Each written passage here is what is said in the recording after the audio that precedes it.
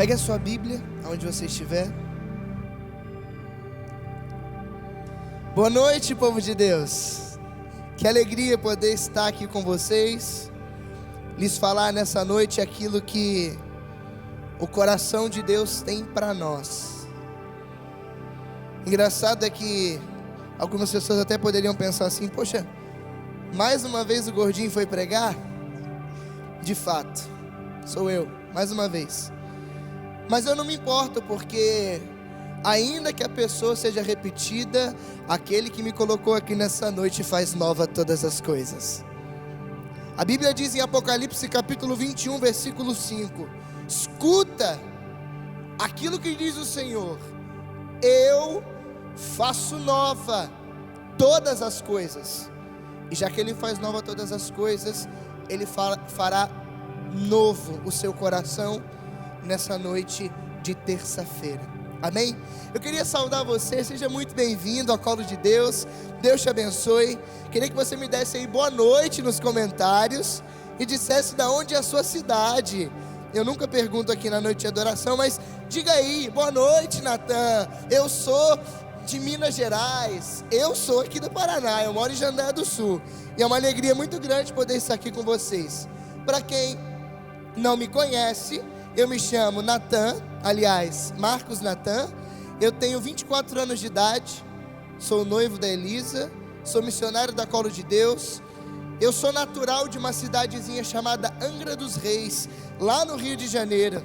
E é com muita alegria que nessa noite eu estou aqui com vocês. Amém? É uma grande alegria poder estar mais uma vez aqui falando da palavra de Deus. Tá certo?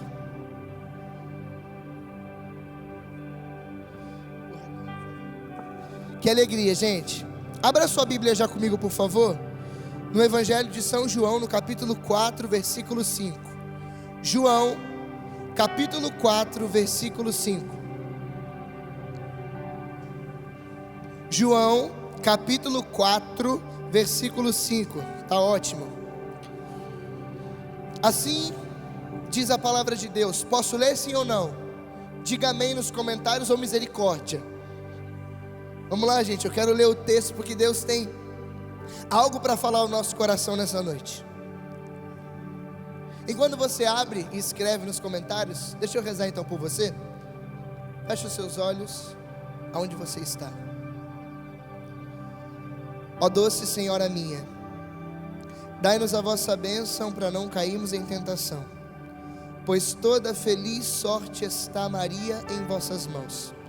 Fazei, Senhora, que consigamos vossos filhos uma boa morte, a bênção do Pai, o amor do Filho e o poder do Espírito Santo, por Cristo nosso Senhor. Amém. Para que venha o vosso reino, ó Jesus, venha o reino de Maria. Com vosso Filho, a Mãe Pia, abençoai-nos, Virgem Maria. Amém. Em nome do Pai, do Filho e do Espírito Santo. Amém. Assim diz o texto, João capítulo 4, versículo 5. Chegou, pois, Jesus a uma cidade da Galileia chamada Sicar.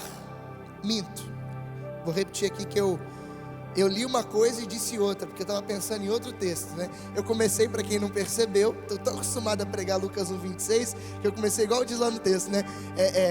No 6º mês, o anjo Gabriel foi enviado a uma cidade da Galileia chamada Nazaré. Não, de novo, vamos lá. Chegou, pois, Jesus a uma localidade da Samaria chamada Sicar, junto às terras que Jacó dera ao seu filho José. Ali havia um poço, e Jesus, cansado da viagem, sentou-se à beira do poço. Era por volta do meio-dia. Veio uma mulher da Samaria tirar água. Pediu Jesus: dá-me de beber, pois os discípulos tinham ido à cidade comprar mantimentos. Aquela samaritana lhe disse: sendo tu judeu, como pedes de beber a mim, que sou samaritana? Porque os judeus, eles não se comunicavam com os samaritanos. Jesus respondeu: se conhecesses o dom de Deus, e quem é que te diz, dá-me de beber, certamente era tu mesma que me pediria e eu te daria água viva. A mulher replicou: Senhor, não tem como tirá-la e o poço é fundo. De onde tem, pois, essa água viva? És porventura maior que o nosso pai Jacó, que nos deu esse poço, da qual ele mesmo bebeu também seus filhos e rebanhos? Jesus respondeu: todo aquele, filha, que bebe dessa água, volta a ter sede, mas aquele que beber da água que eu lhe der, jamais terá sede. Mas a água que eu lhe der será nele fonte de água viva, que jorrará para a vida eterna. A mulher suplicou: Senhor, dá-me dessa água para que eu não tenha sede e nem tenha que vir aqui tirá-la. Disse-lhe Jesus: vai, chama o teu marido e volta cá. A mulher respondeu: não tenho marido. E Jesus disse: você tem razão em dizer que não tem marido, porque você já teve 5 e o que você tem agora não é teu. Nisso você disse a verdade. Senhor, disse a mulher, vejo que és profeta. Nossos pais adoraram nesse monte, mas vós, os judeus, dizem que era em Jerusalém que se deve adorar.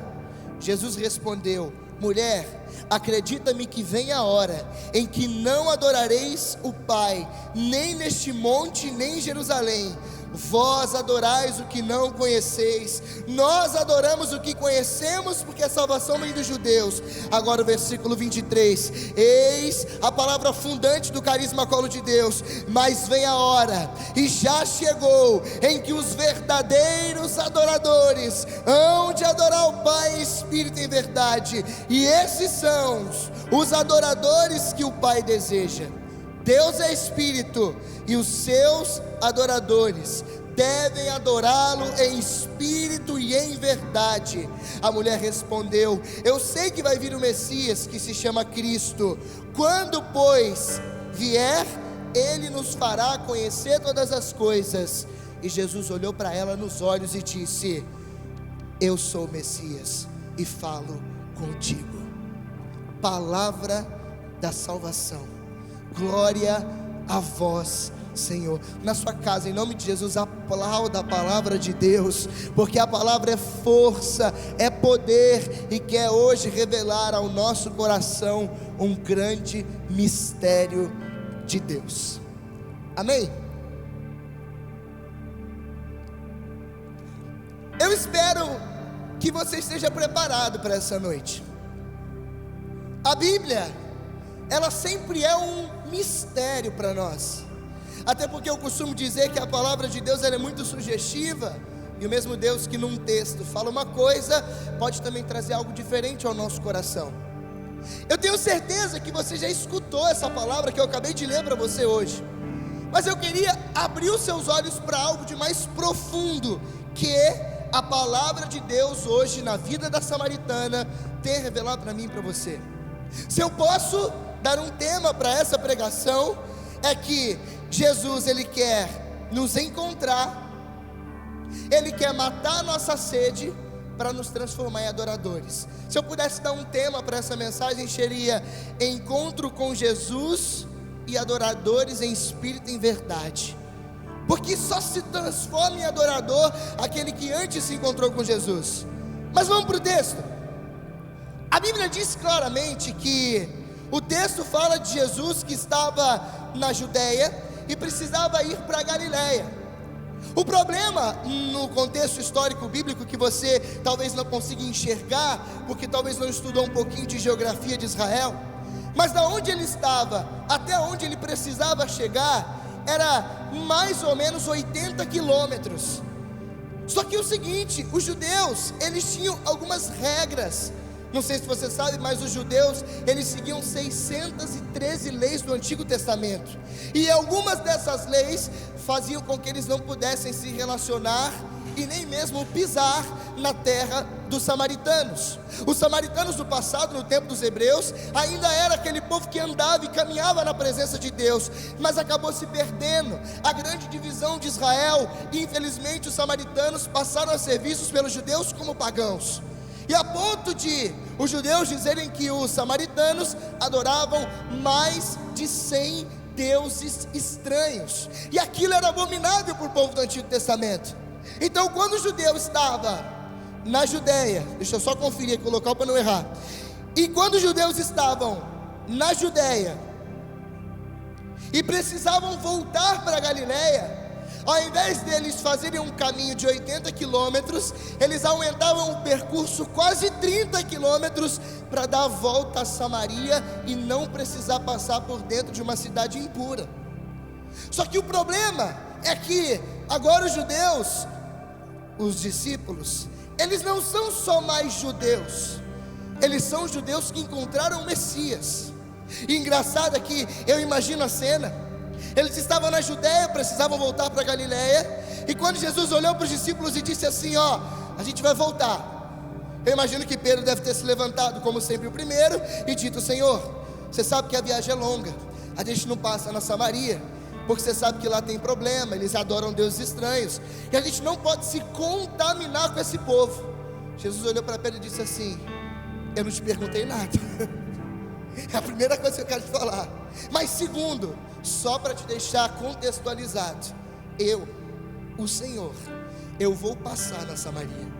Eu imagino que rolou um burburinho ali entre os discípulos, e eles ficaram perguntando o que Jesus estava querendo fazer, passando numa cidade considerada pagã, porque adorava falsos deuses.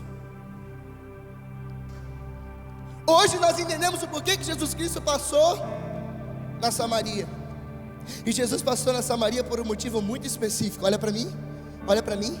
Qual é o motivo? Escreve nos comentários qual é o motivo. Eu esqueci de pedir para você compartilhar. E quando você escreve nos comentários e compartilha, diga para mim qual é o motivo. Sabe qual é o motivo? Eu vou te dizer, mas você compartilha primeiro. Mas eu vou dizer para você o motivo. Eu vou dizer. O motivo é porque Jesus, ele tinha um encontro marcado com uma mulher, que a Bíblia não diz o nome, mas nós conhecemos como samaritana, porque ela morava na Samaria. Ah, meu irmão, você precisa entender que agora vai começar o mistério. Começaram a caminhada da Judéia para Galiléia, passaram por dentro da Samaria, até porque eles estavam próximos a Sicar, que é uma cidade da Samaria. E quando ele chegou na Samaria, eles passaram por um poço muito conhecido. E como a viagem era longa, Jesus olhou para os 12 e disse assim: estou cansado.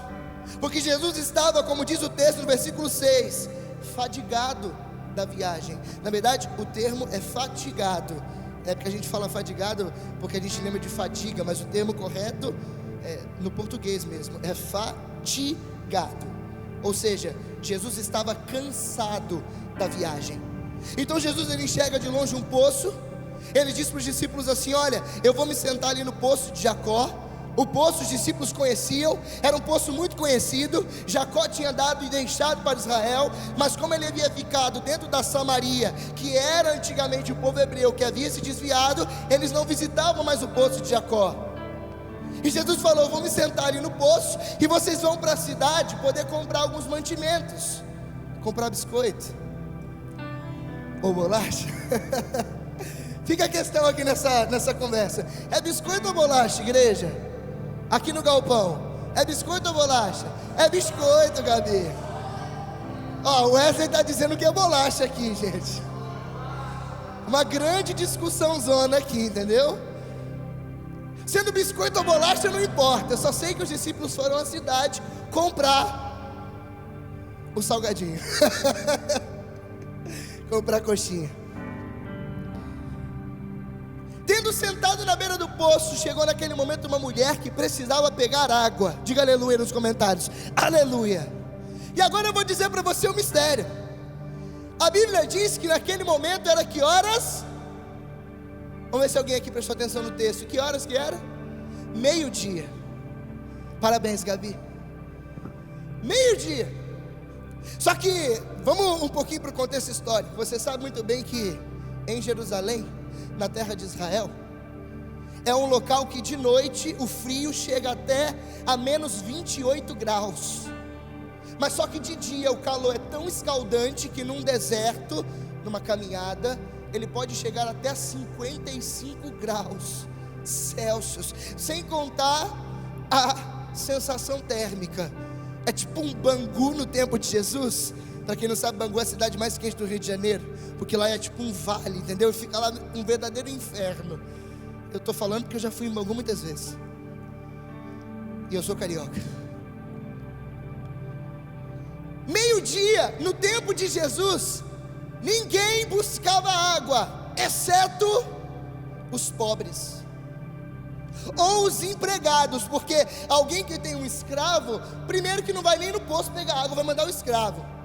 E segundo, como é o Senhor, pode mandar a hora que Ele quiser. Aquela mulher estava sozinha, provavelmente ela era pobre. Ela foi até a beira do poço de Jacó para poder buscar água. Mas aí tem um segundo problema. O primeiro é porque está um calor do inferno. O segundo é porque a Bíblia diz que ela não tinha balde nem corda. Peraí, vou até beber água, deu até sede. A Bíblia diz que a samaritana foi ao poço buscar água e lá ela se encontrou com Jesus. Mas a Bíblia também diz que ela não tinha balde nem corda. Como assim, Natan? Jesus, quando ele vê ela se aproximando, ele diz: mulher, me dê água. Aí ela olha para Jesus e fala assim: Senhor, como é que eu vou te dar água se o poço é fundo e eu não tenho balde nem corda? Como que eu vou tirá-la?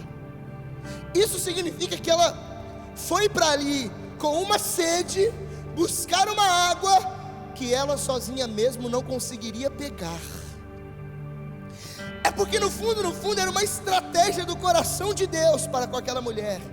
Porque no fundo Jesus queria se encontrar com ela. Ah, meu Deus do céu!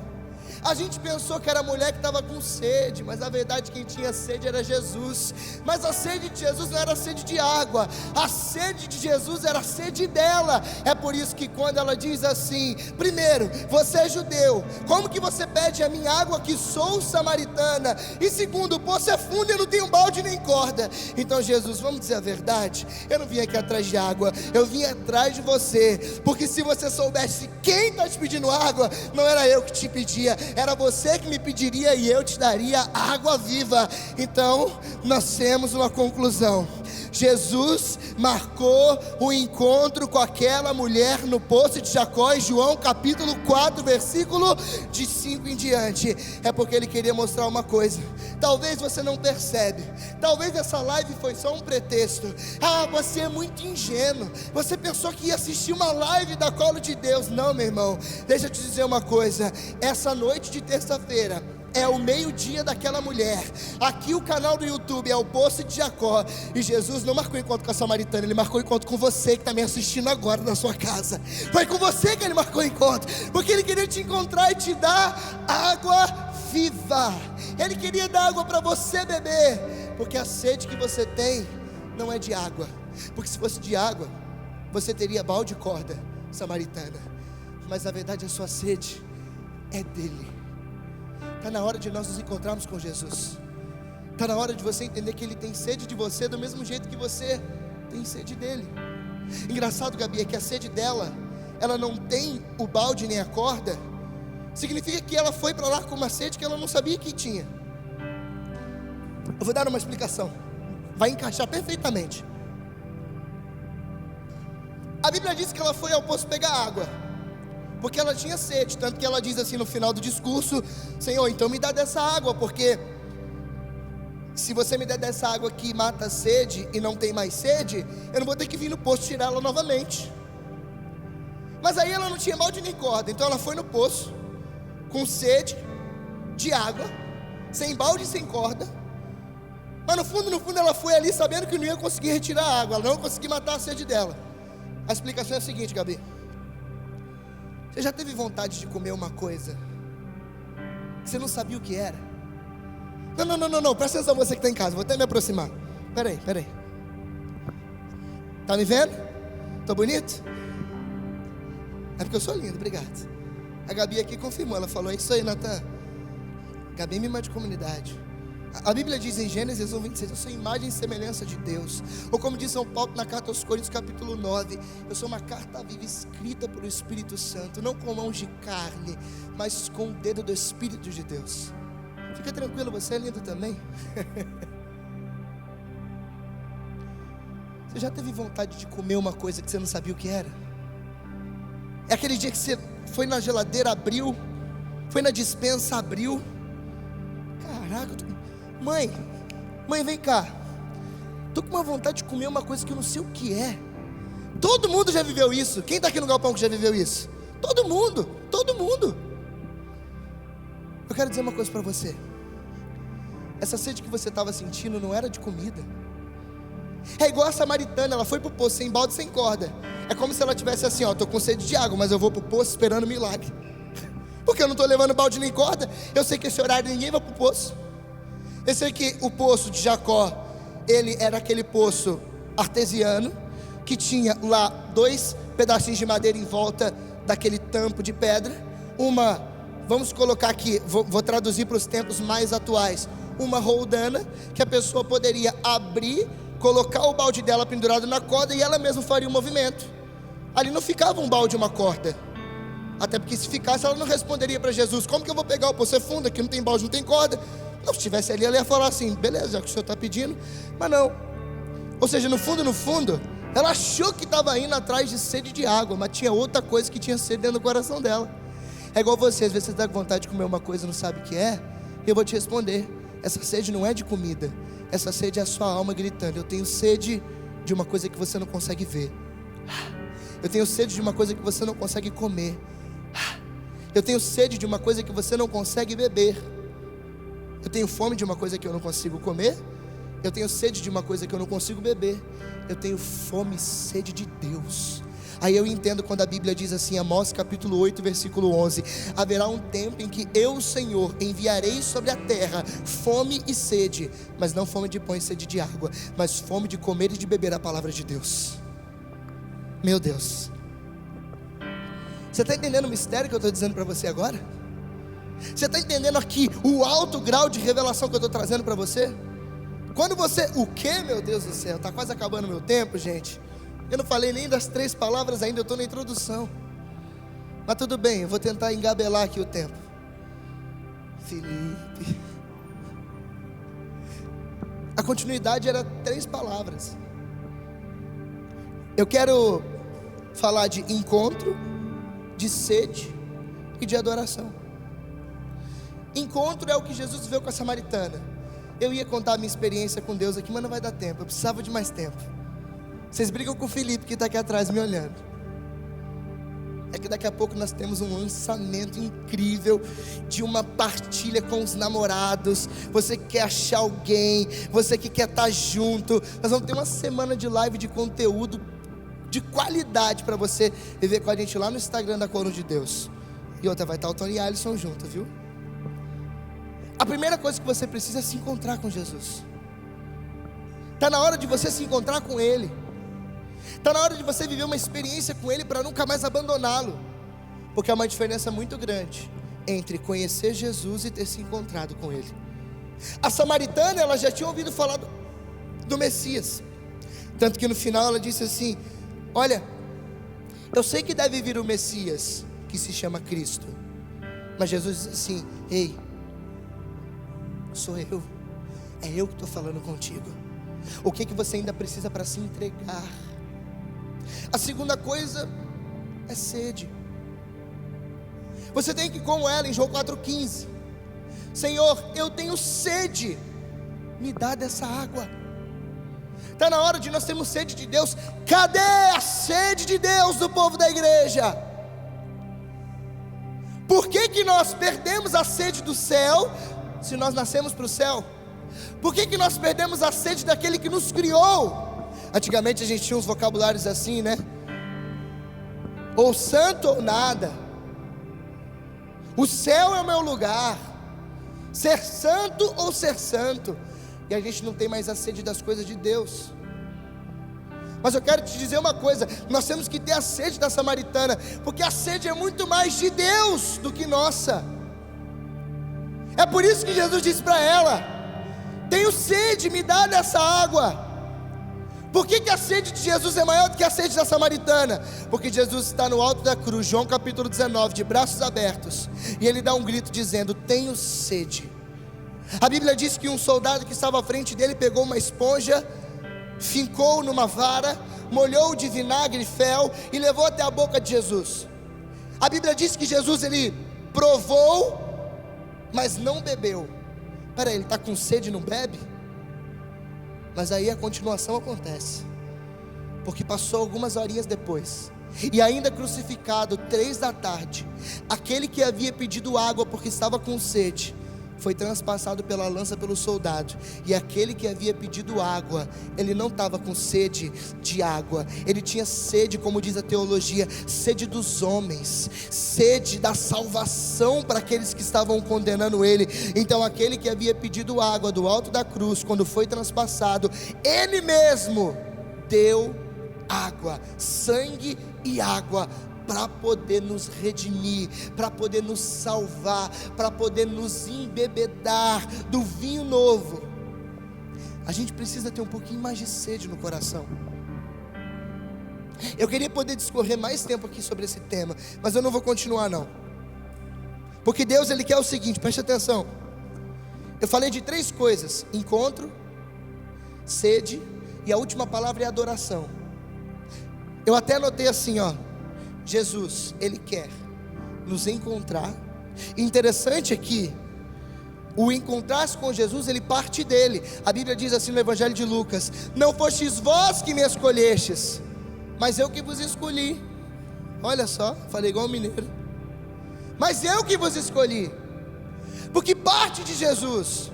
E ele continua aqui, eu anotei: Jesus quer nos encontrar, ele quer matar a nossa sede, e ele quer nos transformar em adorador em espírito e em verdade. Ele nos encontra, Benito, mata a nossa sede, aquela vontade que a gente estava de comer um negócio que nós não sabíamos o que era. Ele mata essa vontade para nos transformar em adorador em espírito e em verdade. Olha, eu quero terminar dizendo assim, presta atenção. Eu não sei onde você tem matado a sua sede, eu não sei com quem você tem se encontrado. Talvez você, mulher que está aqui, tenha se encontrado com um homem na cama de um motel. Talvez a sede que você tem matado, jovem, é na pornografia, é na masturbação. Talvez a sede que você tem matado, jovem, é nas drogas. Talvez a sede que você tem matado, mulher, é trair o seu marido, ou o marido traindo a sua esposa. Eu não sei até quando você vai ficar matando a sua sede em lugares errados. Foi aquilo que o Senhor disse para Jeremias: até quando, Jeremias, vocês vão querer beber água em cisterna vazia? Até quando vocês vão matar a sede no lugar errado, bebendo água insalubre, podre? O diabo quer roubar a juventude, ele quer destruir as famílias, ele quer destruir os jovens. O diabo tem um plano lá no inferno, arquitetado para jogar você no inferno com ele para sempre. Mas a Bíblia diz assim, que o demônio veio, João 10:10, para roubar, matar e destruir, mas aquele que nos chamou veio para dar vida e vida em abundância. Ele te resgata, ele te cura, ele te salva, ele te liberta. Mas você precisa se encontrar com ele nessa noite, beber da água que ele tem para você. Porque se você soubesse quem te pediu água, era você que pediria água para ele, para que emane do seu interior água viva. E que água viva que emana do nosso interior? Adoração. Sabe qual é o problema da igreja hoje? É porque muitos se dizem adoradores em espírito e em verdade, mas têm adorado na carne e na mentira. Está na hora de você tomar uma posição hoje. Eu não tenho mais nada para falar, mas eu concluo dizendo somente uma coisa: enquanto você se encontrar com quem não deve, beber água no lugar errado, você nunca vai se transformar num adorador.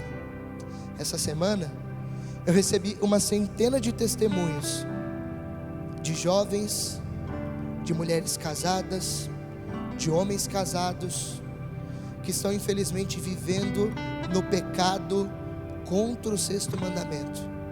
Pessoas que estão se afundando. Até quando você vai ficar bebendo água em cisterna podre? E talvez alguém poderia me perguntar: o que me falta, Natan? O que te falta é o vinho novo. O que te falta é embriaguez. É isso que te falta. O verdadeiro vinho, a verdadeira água, se encontrar com Jesus, se saciar dele, para poder se transformar num adorador. Cara, que Deus te abençoe muito, mas eu só peço uma coisa para Ele: que não seja tarde. Sabe, Benito, eu não quero que seja tarde, não, porque a Bíblia diz assim no livro de Isaías: buscai o Senhor enquanto Ele se deixa encontrar. Sabe o que isso significa? Que vai ter um tempo que não vai ter como, não. Vai ter um tempo que a gente vai procurar e a gente não vai achar. E eu espero que não seja tarde demais. Como dizia Santa Teresinha, para amar só temos agora. A gente só tem hoje. Olha, você pode morrer no final dessa live. Eu espero que você se entregue agora, antes dela terminar, porque você só tem mais 20 minutos de vida. Eu não sei, mas eu espero que você se decida hoje por Ele, a se encontrar, a matar a sede e se tornar um adorador, porque essa é a vontade de Deus a vosso respeito, a vossa santificação. E termino. Jesus disse: eis que virão dias, e já chegou, em que os verdadeiros adoradores vão adorar o Pai em espírito e em verdade.